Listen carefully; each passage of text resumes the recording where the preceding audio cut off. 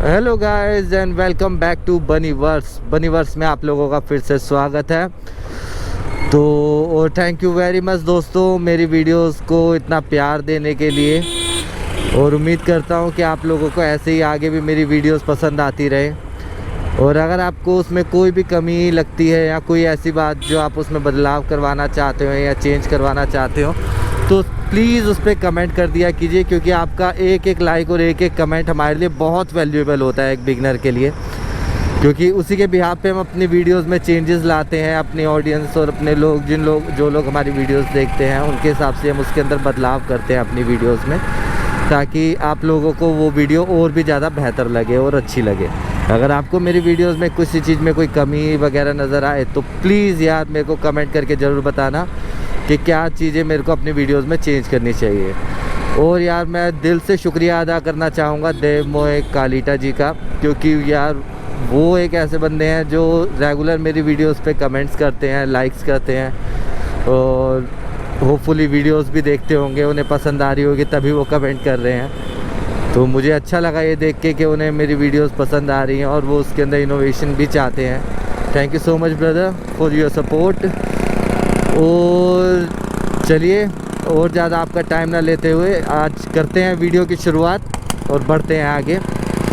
तो यार आज सवेरे की बात है, मैं एक अंकल के साथ बैठा था, थोड़े बुजुर्ग, लेकिन ना मैंने एक चीज़ नोटिस करी है, मेरे साथ ना कभी वैसे ऊट पटांग हरकतें करने वाले अंकल नहीं होते कि वो एक दूसरे को गाली गलौज कर रहे हों, मैं वीडियो बना लूँ, या वो लड़ाई झगड़े हो रहे हों, या कुछ और अलग तरीके की बहसबाजी या बेवकूफ़ी परी हरकतें करने वाले बड़े बुजुर्ग मेरे साथ नहीं बैठते ना, वरना मैं एक दिन के अंदर वायरल हो जाता ना मेरे को दिखते। मैं भी जाके बैठ जाऊँ, मैं भी देख लूँ, लेकिन पहले दिखे तो सही वो है कहाँ। मेरे को मिलते ही नहीं यार वो बकचोद अंकल। खैर कोई दिक्कत नहीं, लेकिन मेरे को जो मिलते हैं वो होते हैं ज्ञान देने वाले, मतलब नॉलेज, और अपना क्या कह सकते हैं इसके पर्यायवाची में और कौन सा शब्द आ सकता है, ज्ञान हो गया, नॉलेज हो गया, और सत्संगी टाइप जो होते हैं उस टाइप के बैठते हैं। तो आज जिनके साथ बैठा था उन्होंने मेरे को एक नॉलेज दी, प्रवचन, बेसिकली एक प्रवचन दिया, एक कहानी सुनाई छोटी सी जो बहुत मोटिवेशनल थी, लेकिन उसको रियल लाइफ में कर पाना बहुत टफ होता है नॉर्मली तो देखा जाए, क्योंकि जो पुराने ज़माने के प्रवचन या बातें होती हैं उनके ऊपर काम करने के लिए आपको बहुत ज़्यादा डेडिकेशन चाहिए होती है, तभी आप उस चीज़ पे अमल कर सकते हो। पुराने ज़माने की अलग ही बातें होती थी यार, उनकी कहानियाँ और जो चीज़ें होती हैं वो बहुत ही यूनिक होती थी। तो और ज़्यादा आपका टाइम ना बर्बाद करते हुए मैं कहानी की शुरुआत करता हूँ कि कहानी क्या थी।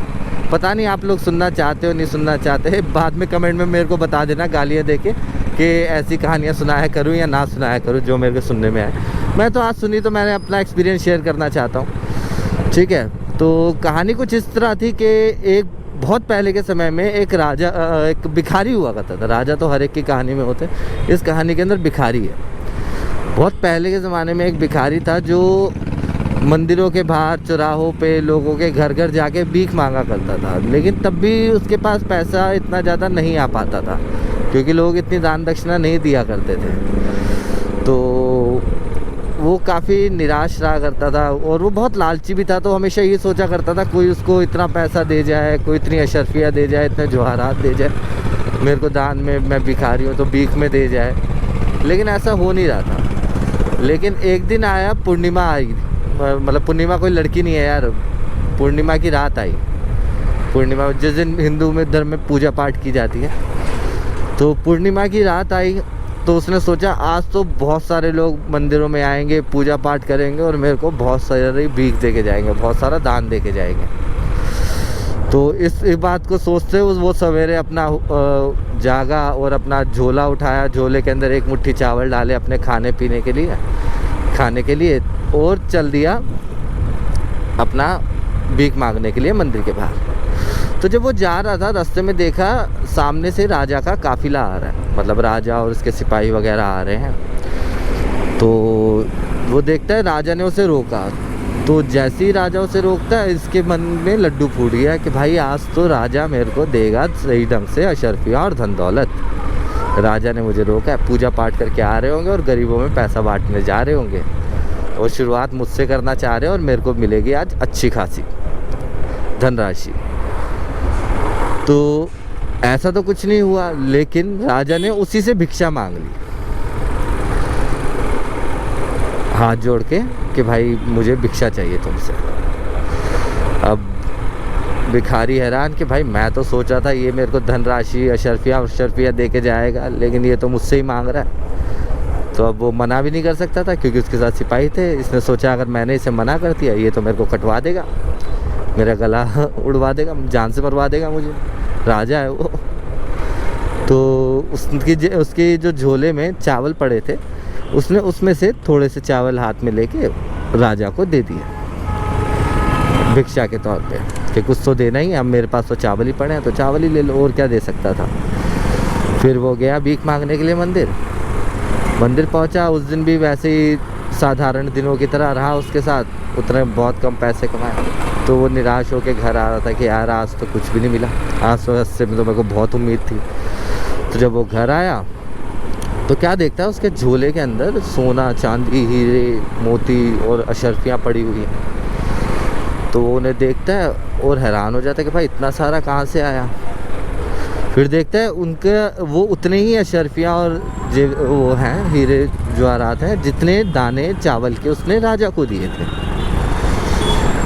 अब भाई एक नॉर्मल इंसान ज़्यादातर कोशिश करेगा कि वो खुश हो कि उसके पास इतना भी आया, लेकिन वो हो गया उदास कि यार काश मैंने पूरी मुट्ठी चावल उन्हें दे दिए होते, मुट्ठी भर मतलब जितने चावल के दाने हैं इतनी सारी मेरे पास धनराशि हो जाती, या फिर मैं झोला भर के उस दिन चावल ले जाता और पूरे आज चावल राजा को दे देता तो मेरे पास इतना सारी धनराशि होती कि मैं पूरा अमीर हो जाता, ज़िंदगी व्यतीत कर सकता। लेकिन और वो उदास हो गया इस बात से भी। तो मोरल ऑफ द स्टोरी ये है कि उसे जितना कमाया उसका खुशी नहीं थी, मतलब जितना कमाया क्या मतलब जितना उसको दान में फ्री में इतना पैसा मिला, इतनी धनराशि मिली, उसको उस चीज़ की खुशी नहीं थी जो और मिल नहीं पाया या जो मिल सकता था, उस बात का गम मनाया उसने। तो और आजकल के समय में इंसान जो हम लोग हैं हम भी यही चीज़ करते हैं। हम किसी भी मूवमेंट के लिए अगर हम सोचते हैं करने की और वो चीज़ हो जाती है तो हम उसको उस मोमेंट में इतना खुश नहीं हो पाते। हम सोचते हैं यार इसको और बेहतर बनाया जा सकता था और उस चीज़ की उदासी और गम दिमाग में ले लेते हैं। जैसे अगर आज के समय में लोगों को ले लो, आजकल की जनरेशन को, वो कहीं घूमने जा रही है मनाली शिमला वगैरह कहीं पे भी, तो घूमने जाते हैं पूरा ट्रिप मार के आएंगे, उसके बाद भी उदास के यार मेरी एक भी फ़ोटो अच्छी नहीं आई वहाँ पर। अब यार तुम इतने अच्छे मोमेंट एंजॉय कर सकते थे वहाँ पे, तुमने पूरा समय अपना फ़ोटो खिंचवाने में बर्बाद करा, उसके बाद घर आके तुम ये सोच रहे हो कि यार फ़ोटो अच्छी नहीं आई है। और उनके दिमाग में यही चीज़ चलती है कि ट्रिप का पूरा पैसा बर्बाद, क्योंकि तुमने वादियाँ नहीं देखी वे चूती है। इतनी सुंदर वादियों को कोई पीठ दिखा के खड़ा होकर फ़ोटो खिंचवाता है क्या?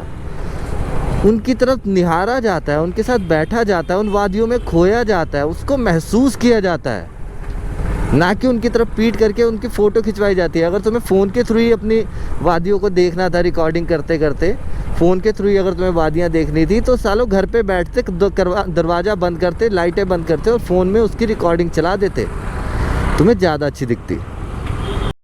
हाँ, तो हम बात कर रहे थे कि यार लोग कहीं ट्रिप पे जा रहे होते हैं, गाड़ियों में बैठे होते हैं, सारे के सारे नज़ारे फ़ोन के अंदर रिकॉर्ड करने के चक्कर में पूरा ध्यान फ़ोन पे लगा रहता है, फ़ोन में ही उन नज़ारों को देख रहे होते हैं। ये बहुत अजीब लगता है मेरे को लोगों को देखते हुए, क्योंकि मैं भी कई बार अपने दोस्तों के साथ जाता हूँ ना, तो एक नज़ारे को मतलब एक लोकेशन पे खड़े हुए अब उसे 20-25 फ़ोटोएँ खिंचवानी है अलग अलग पोज में, अलग अलग जगह बैठ के, नज़ारे नहीं देखने, मुझसे फ़ोटो खिंचवाने। मैं भी खिंचवाता हूँ 4-5, अच्छी आई तो आई, नहीं आई तो नहीं आई, कम से कम यादें बनाता हूँ, देखता हूँ, ढूंढता हूँ क्या चीज़ अच्छी है। यादें बनाना इन द सेंस उस मोमेंट में नहीं, लेकिन हाँ मैं उस चीज़ को ऑब्ज़र्व करता हूँ, एक नेचर को महसूस करने की कोशिश करता हूँ, उसको जीने की कोशिश करता हूँ कि कितना सुंदर है वो चीज़। कुछ लोगों को वो फ़ोटो कैमरे में कैप्चर करनी है,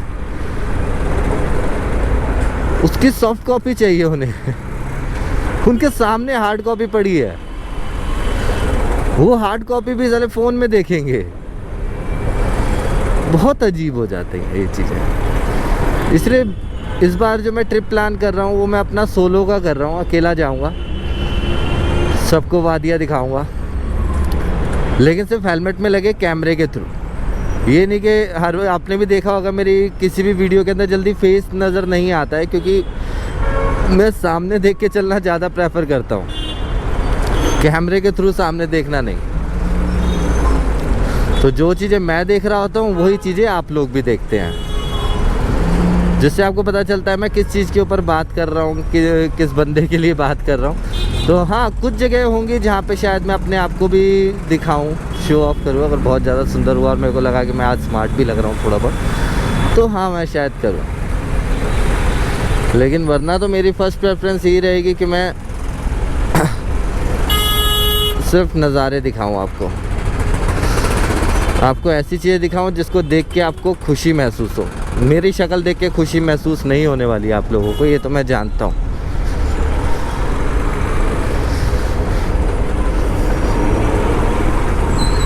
तो भाइयों, अगर आप कभी भी कहीं घूमने जाएं, किसी भी हिल स्टेशन, पहाड़ी या किसी भी रेगिस्तान में, तो फ़ोटोओं से ज़्यादा अपनी मेमोरीज़ बनाएं। वहाँ के माहौल को जिए, वहाँ के आबो हवा को महसूस करें, वहाँ का नेचर देखें कि कैसा है लोगों का, क्या करते हैं, कैसे जीते हैं। उन सब चीज़ों को ऑब्ज़र्व करेंगे तो ज़्यादा अच्छा रहेगा,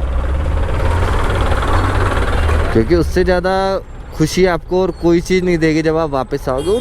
उन मोमेंट्स को इस तरह जियो कि जब आके वापस आप किसी भी और बंदे को वहाँ पे जाने की कहानी सुनाओ, तो आपकी बातों से, आपके बताने के ढंग से वो उस मोमेंट में वहाँ पे अपने आप को महसूस कर सके और उस चीज़ को जी सके, उस चीज़ को देख सके जो चीज़ें आपने देखी।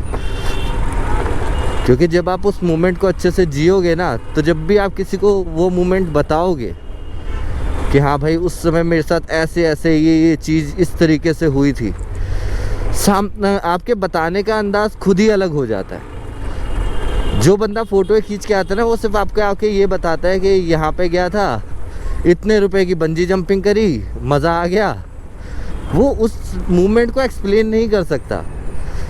ऊपर से नीचे जाते वक्त कैसा महसूस हुआ होगा, या उससे पहले उसे कितनी एक्साइटमेंट हुई होगी, वो उन चीज़ों को एक्सप्लेन नहीं कर पाएगा। उसके पास तुम्हें दिखाने के लिए फ़ोटो होंगी, वीडियोज़ होंगी, लेकिन बताने के लिए कुछ नहीं होगा ज़्यादा।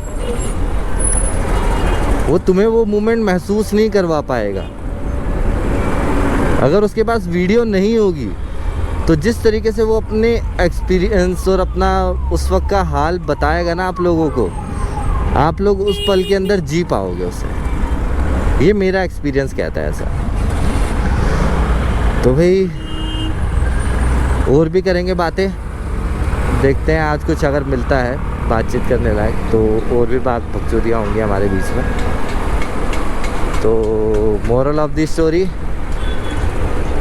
जितना है उतने में संतुष्ट रहो और खुश हो जो भी चीज़ आप हासिल कर पा रहे हो। अपने आप को मायूस या डीमोटिवेट मत करो अगर आपको आपकी एक्सपेक्टेशन से थोड़ा कम या बहुत ज़्यादा कम मिला है। इस बात से खुशी मनाओ कि जो आपने एफर्ट्स लगाए थे उसमें आपको कुछ रिटर्न आया, तो आप उस चीज़ को बढ़ा सकते हो, आप उस चीज़ में और ज़्यादा आगे बढ़ सकते हो। हाँ, थोड़ा थोड़ा करके ही सही, एक बारी में बड़ी छलांग ना सही, लेकिन छोटी छोटी कदम तो आगे बढ़ा ही सकते हो। तो आगे बढ़ते जाओ बस। तो चलिए दोस्तों, आज की वीडियो का अंत यहीं करते हैं। अगर और कुछ, वैसे रिकॉर्डिंग तो पूरा दिन चलेगी शाम तक, अगर और कुछ अच्छा मेरे को मिला जो आप लोगों को दिखाना चाहिए छोटा मोटा, तो रील पे देख लीजिएगा। अगर कुछ ज़्यादा बड़ा मिला तो वीडियो में सबसे पहले वही डलेगा। ठीक है ना? तो मिलते हैं आप लोगों से, बाय, टेक केयर। वीडियोस देखते रहिए, ज़िंदगी जीते रहिए। मैं भी बाइक चलाते ही रहूँगा, वीडियो बंद नहीं कर रहा मैं। कहीं ऐसा सोच के बैठे हो वीडियो बंद है, वीडियो आगे चलती रहेगी। अगर आपको और भी नज़ारे देखने हैं, कुछ मोमेंट्स ऐसे बातचीत करने के आएंगे, तो वो भी आप देख पाएंगे। वीडियो बंद नहीं कर रहा।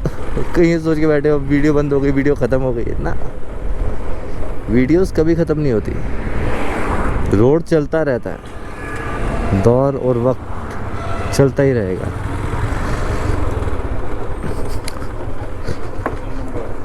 65 नंबर